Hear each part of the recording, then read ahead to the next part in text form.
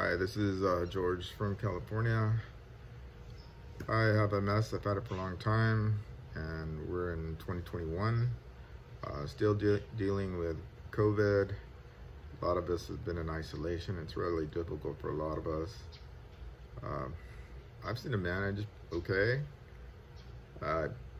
Do a lot of reading, keep a lot of mental activity, do exercise when I can, go out and about, stay away from crowds, taking all the social precautions to make sure that I don't catch this virus. Vaccine is right around the corner. They're giving it in our town already. I'm too young, I'm only 64, but it won't be too long, and when I get it, I will still take the necessary precautions, because the virus is, it's still too early to really know how it's happening and how it's going to evolve. So we have to stay vigilant and take all these precautions. But anyway, today I just want to share that some thoughts. I've been grateful for a long time because, I've had an attitude of attitude. One time somebody told me your attitude will determine your altitude. I had a nurse tell me one time, because I was saying, I was having a relapse. I was in a wheelchair. And I said, she says, it's so difficult for me. It's getting harder. And it's hard for me, and I'm going to be dependent. It's going to be hard for my wife. And she says, but you can still provide emotional support, and that's a lot. And that was like 20 years ago. It's been a long time. And I still can get up and do all kinds of stuff. You just don't know what this disease has its mind of its own. So, but she's right. She was right. Right now, my daughter's 30. She's had a rough early childhood development, bad choices. We know how that goes. But she's doing better, and I'm here for her, and I'm providing that emotional support. My wife or my cousin, same thing. He had really difficult issues, and I'm providing that emotional support, that insight, because we deal with a lot of internal stuff. A generic word for pain and anger and processing our emotions. And so to be happy and well, we have to deal with it, right? We have to be able to learn how to manage that, how to process those feelings, how to bring them from the negative, from the front, and package them or whatever you do with them, and then tuck them away, because we know those emotions, you couldn't tuck the emotions away far enough because they have a tendency to always come up and then orbit around. So I share my wellness, my strength, and I am glad that a long time ago, at the beginning, sometimes I say, hey, I'm not 28 anymore, so whoever is telling me something, or I'm trying to be courteous and polite, even though I totally don't believe it, or very skeptical.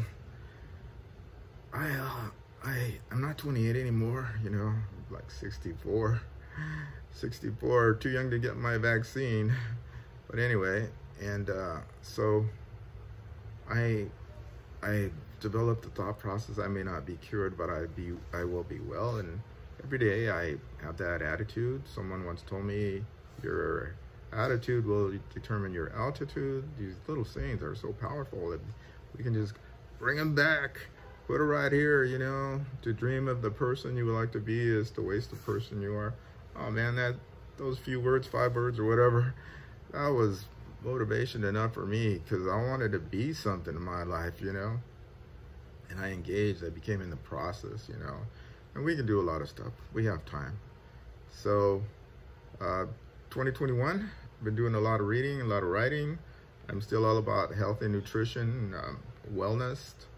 I read this book about this chemist who changed her life because she was obese, and she realized that some of the lab chemicals were the chemicals that were in the food. So she, the basic stuff, get away from the processed foods and eat natural foods, eat healthy, and stay well, mind, body, spirit.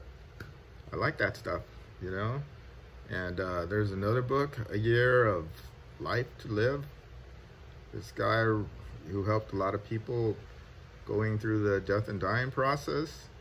And I don't separate myself from that. It's like something that I know that I will have to, and I've already dealt with that, you know, from close family, being there and accepting the gift of life, you know, and how everything changes. So this guy, he talks about living in the present and having a good life, and you know, just that kind of stuff, you know. And I'm all about, you know, somebody told me one time, you know, my past is in my past. So for a lot of reasons, however you're able to structure your mindset of wellness,